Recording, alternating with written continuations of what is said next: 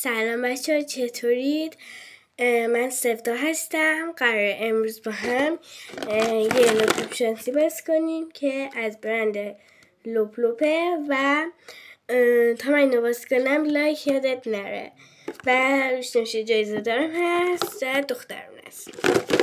همین چیز سنگینیه چون قشنگ تکون میدم چیز سنگینی هست و اگه با دست باز نشد استفاده از کاتر میکنیم که بازش کنیم و شخصیت کارتونی روش دخترش دود فرنگیه. بریم هم بازش کنیم که بعد کیفی همه کوی بچه ها ترکی و کجا شده ترک از اینجاش باید استفاده از کاتر کنیم اینجوری نمیشه.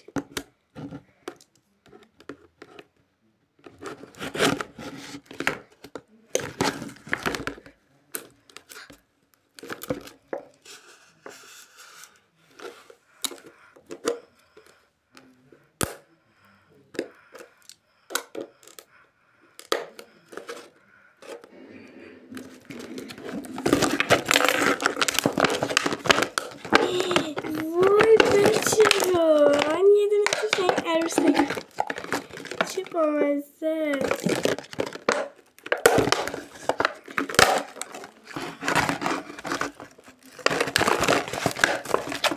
بچه چیزای خوب برام گذاشتن. وای بچه ها یه دونه این عروسک ها خوشگله که موهاشم بلنده و رنگش به بنفش و قهوه اینا خیلی قاطی میزنه و خیلی خوشگله. بچه ها کفشاشو نگاه کنید و مفصلیه دستاش کلن اینجوری پاهاش مفصلیه دستاش اینه کلن. بچه ها خیلی خوشگله. یه پرنسس خیلی زیبا ما دادن که سنگین ترینشون همین باشه و میذاریم تازه موهاشو من اینجوری بستن و بذاریمش داخل میشه و خراب نشه و بعدا بذاریم داخل دکورمون. بچه این خیلی منو خوشحال کرد و خیلی دوستش دارم. حالا این جایزه بعدیم چیه؟ وای بچه این انگوش قلبی ها برام گذاشتن یه رنگ بنفشه خیلی قشنگه تازه به دست منم میخوره خوشگله. من که عاشقش شدم.